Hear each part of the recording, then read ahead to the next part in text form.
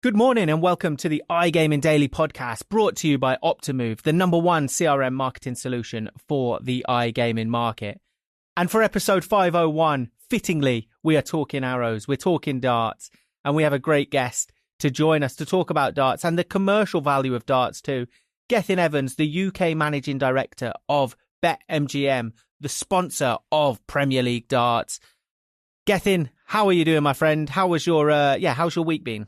It's been very good. Yeah, we're catching up after the long weekend. Great to be here. Thank you for the invitation, Joe. So let's talk darts. Let's talk darts indeed. A sport that is just thriving at the moment, really is on the upward trajectory, and BetMGM, such a fantastic investment, putting their name to that with the Premier League. Gethin, before we get into the meat and drink of this conversation about the commercial value of darts, I think a question everybody wants to know and everybody has batted about in their head a little bit is, do you have an entrance song that would be your darts entrance song? That's a great question, Joe.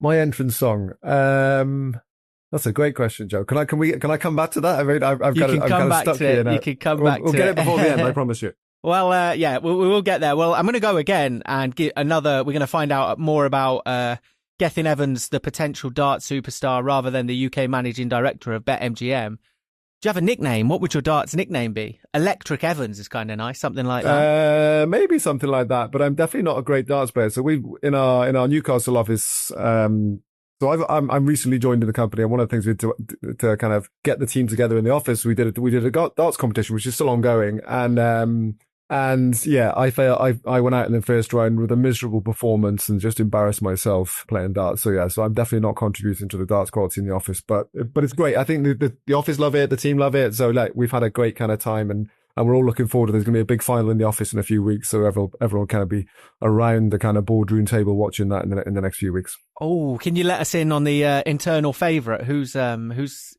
guy called Tom Parkin, a guy who's called Tom Parkin, who's absolute mustard. But we handicapped it in a way to make it kind of a bit more balanced. So it's actually been way more open than we expected. So even the kind of people who've not played before have kind of done okay, apart from me.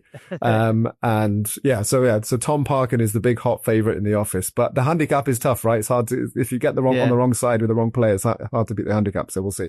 Nice. I love that approach. And you've just publicly stuck all the pressure on him as well. So, I have. Let's deliberately. Let's see how it plays out. Yeah. Nice one. It's been just over 12 months since BetMGM became the sponsor of the Premier League darts. What initially kind of inspired this partnership? It's quite a unique one. What inspired this partnership? Well, I think if you think about the background of BetMGM launching in the UK in September 23, we needed to kind of find a way to kind of help people understand that BetMGM is in the UK market, and part of the mix of that was doing sponsorship deals. And then you think about, okay, well, unfortunately, there's not a supermarket of stuff where you can say, I want this sponsorship deal that's going to meet these specific objectives. But it's kind of finding the mix of things that are available, things that are at the right price level, things that are good value in terms of the valuation the rights holders place against those assets. So we had a look around before my time here, but the guys who are working on this in our marketing teams previously, they looked around and thought about, okay, how do we get something always on for football or soccer? And then that led to the kind of deals that we did with 3 Premier League clubs. So we got a partnership with Wolves, we got a partnership with Tottenham Hotspur. So we're the official betting game partner with those guys. You'll see that BetMGM is on the Spurs training gear and so on. And then we're a partner of Newcastle United, which is obviously our home club in the UK. This is where the main office is. So we thought about, okay, always on soccer. How do we do that? And then we've done those types of deals with the Premier League clubs. Then you think about horse racing. If you're serious in the UK, you need to be involved in horse racing in some way. And then we've done deals with the Jockey Club, amongst others, where their title sponsors the Queen Mother Champion Chase. So that covers off horse racing a little bit. And then we're also looking for how do you find something you can own, right? And I think this is an important kind of strategic thinking, right? How do you get something you can own? There's 20 Premier League clubs, there's 1,500 races a year or whatever the number is in the UK. How do you kind of get something you can own? And actually, you think about the kind of the zeitgeist that existed around the darts, really positive. B, the PDC and originally, but obviously they're trying to find a window for Thursday evenings. They want a window in the sports calendar where they can get a product that resonates. That allows Sky Sports to have something on Thursday night that resonates. And then that allows us as a partner we can own Thursday evenings on Sky Sports, basically. So Sky Sports main event, first half of the year, Thursday nights, it's going to be the Premier League darts. And so like big always on soccer, make sure you're kind of part of horse racing. And then like, what's the thing that you can really own? And I think it's been great. I think like we really own kind of Thursday nights, and I think just the energy that's around darts now is really, really positive. And we're still early in the deal, but like broadly happy so far. And sponsors always want more, and we always want more. But yeah, we're pretty happy with what we've seen so far. Yeah, it's a really good point that you don't particularly associate any betting company with a football team, no matter how long the partnership's been going on. It's really hard to get that association, whereas with darts, you really get that ownership of the sponsorship, exactly. And you get to be part of that rise and part of that fan base. Yeah, you own it, and we've got 96% brand association with that event, which is great. And I think that'll only grow as we kind of get further into the deal. So yeah, it's all really positive. And you're trying to find a mix, right? And again, it depends on what's available, depends on the price and so on. But that's how we ended up doing this deal. Like, what's the thing we can own, and this is one of the things we can own in the sport. Yeah, definitely. And I can't go on my socials now these days without, especially on a Thursday or on a Friday, kind of reacting to what happened on a Thursday without seeing darts in some form. If it's a streamer playing darts, if it's somebody reacting or something like that. How much have you noticed the global appeal of darts elevate in recent years? We've obviously seen events take place abroad as well. I think it's talking about the zeitgeist and the energy that exists in the sport. I think it's fascinating, right? If you look at, that's very hard to find in sports. You think about every rights holder in the world is thinking about how do we get energy into our sport? How do we get people interested into our sport? How do we find slots in the calendar where we can have something that resonates? And that's the same for women's sport, the same for Formula E, all these things, right? Everyone's trying to find their pocket. And I think the PDT guys have done a great job with that so far. And if you think about the territories where BetMGM is live, so we've got BetMGM live in the UK, it's live in the Netherlands, live in Sweden, Holland and the Netherlands and the UK are both obviously big darts heritage kind of countries, and and I think that's really plays into the deal and makes it make sense for us commercially. But I think if you look at the global appeal for darts, I think that will come it's almost you get the compound effect, right? So you get a superstar coming through, which is great. But then that creates a next generation of superstars, right? And they all, okay, well, I want to be like this guy. And then that'll be, okay, then there'll be one in Asia, then there'll be one in America, there'll be one in Africa. All these things kind of come into play. That's actually what's going to grow the sport overall. And that's the killer thing for most rights holders, right? How do you get a superstar that creates real engagement, and then that creates the next generation. Then if you think about Asia produces an amazing darts player, then all of a sudden darts is ginormous in Asia. That's how this works. Yeah. Yeah, it's a trickle-down effect, right? And we certainly see it working already, and even just more and more kind of celebrities and influencers getting involved in the sport as well. You mentioned some of the new markets there, and the new markets that kind of have tapped into darts and why it's been so beneficial to you. Are there any advertising restrictions, when darts goes to a new framework? The answer is yes. We obviously work in a highly regulated sector, and rightly so. And our job as a partner who is a sports betting operator and a casino operator is to kind of work with the regulators, work with our internal compliance teams, work with the rights holders to say, okay, this is what we think we're happy with. This is the right thing to do for this business. This is how we understand the kind of reach to under 18 and so on.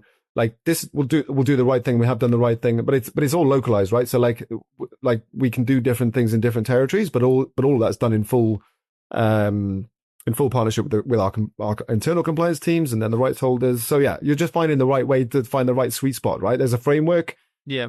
Like we take different decisions based on what we think the right thing is to do, and you're just kind of adapting.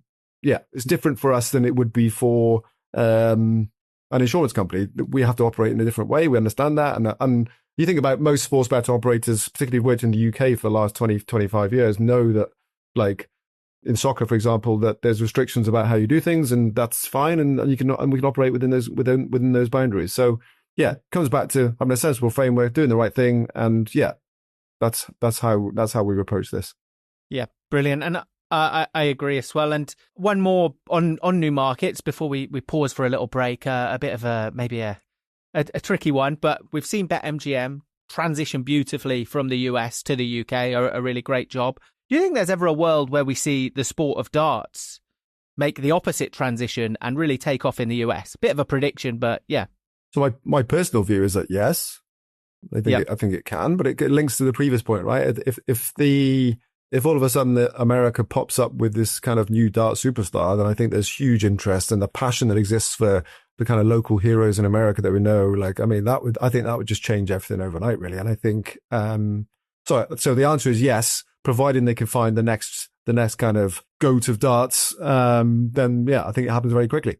Nice. Yeah, they need someone to root for. That's interesting. We'll see what happens. But we're going to pause for a quick break, and we will be back to talk more arrows. Welcome back, everyone. And thanks again for joining us, Gethin.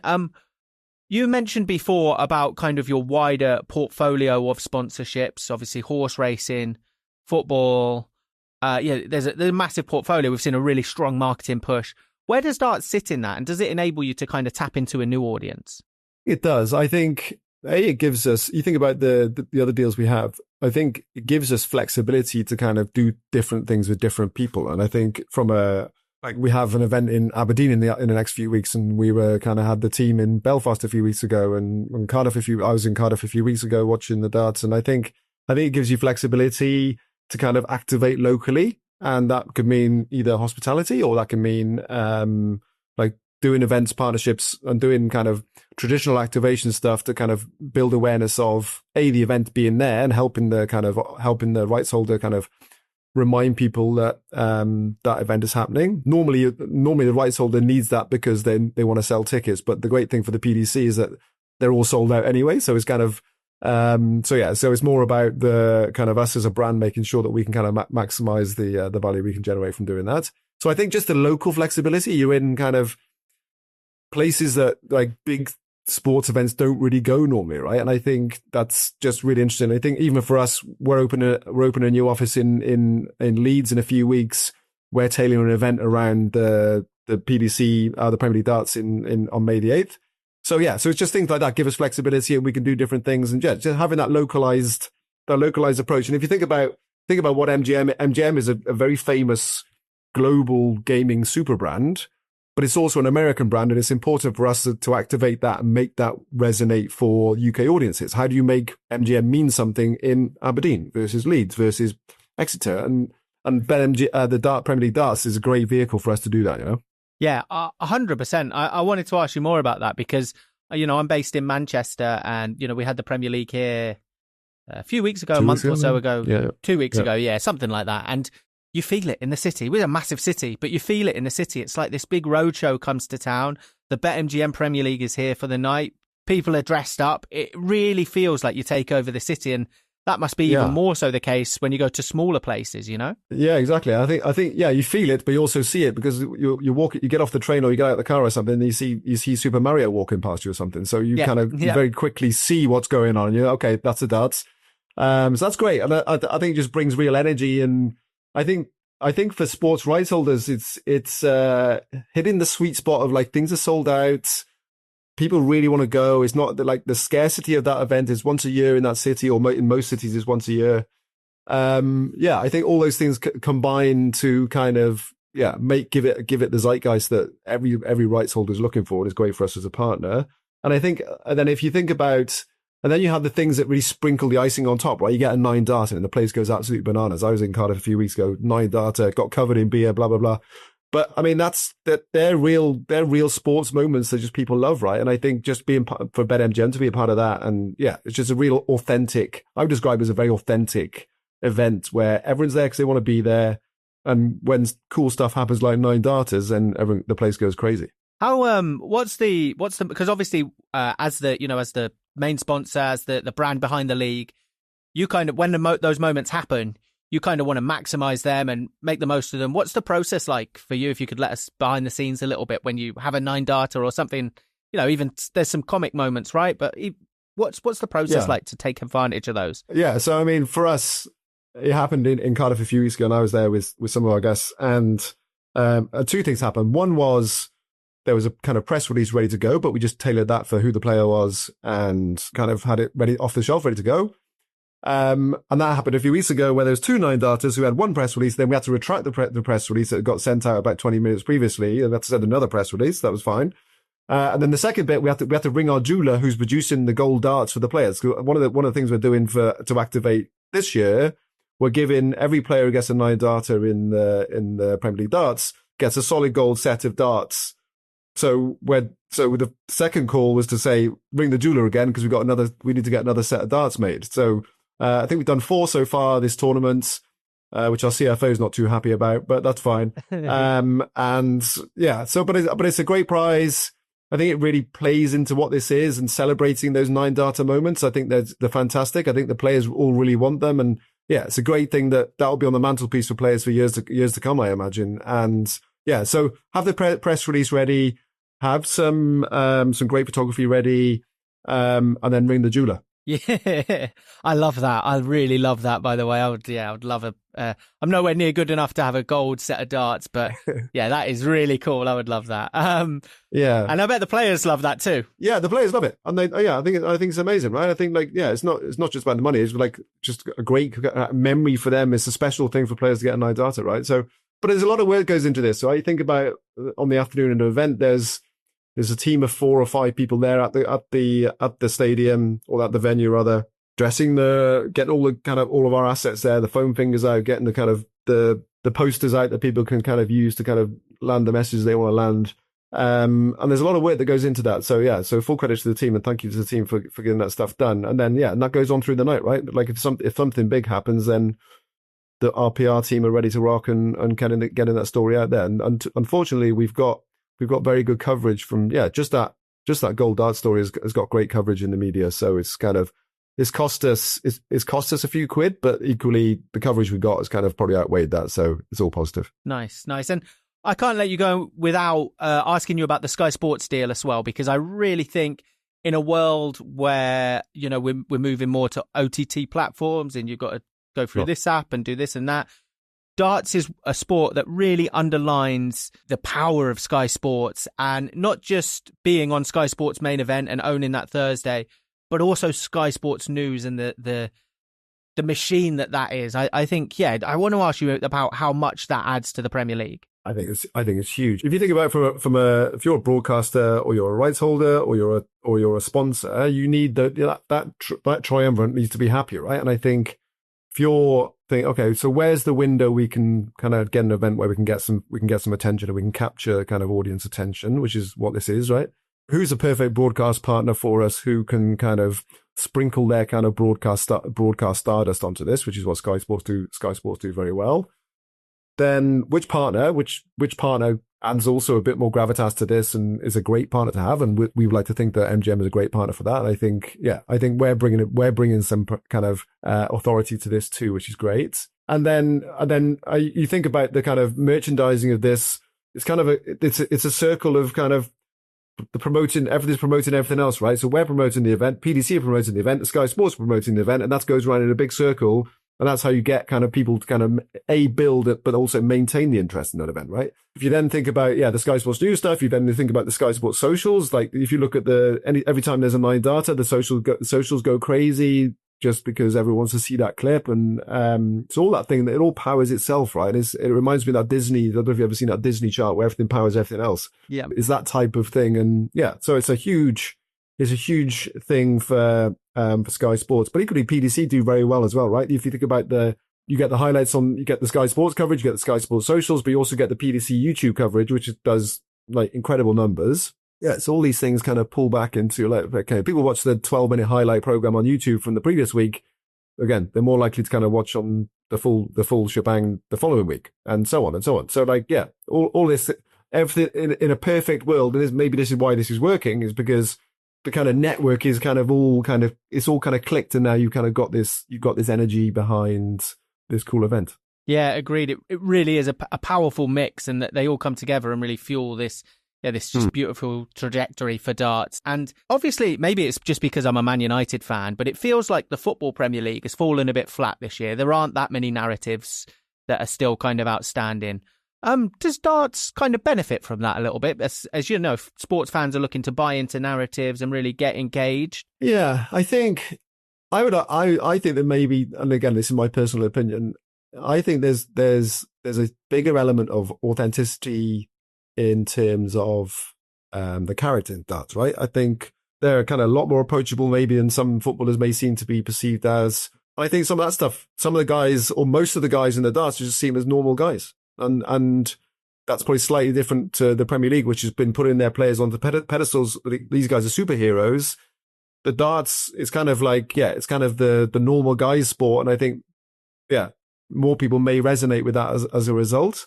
And I think and you're still on the upward curve with darts.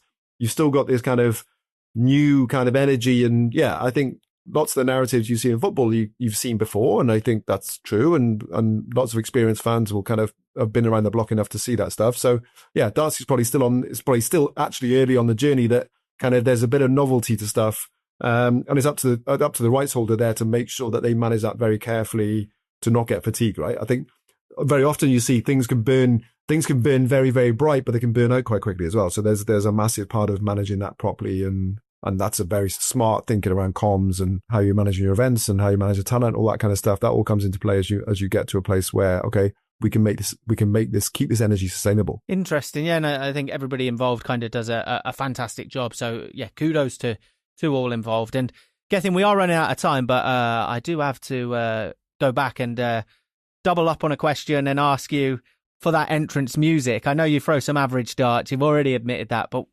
what are you getting the crowd hyped with before you come out? I think it would be something, I don't know, something, having been to Cardiff, it felt like a nightclub. So maybe a classic like Paul van Dyk For an Angel or something, just to get the crowd really going before the I'm sure my age there. Before the competition started. So maybe something like that would really get the crowd pumping, basically. I don't know. Nice. It was worth the wait. It was very worth the wait. An old school classic. yeah, absolutely. There you go. Brilliant. Thanks ever so much for your time, Gethin. And enjoy the rest of the season. And we look forward to catching up soon. Thanks, Joe.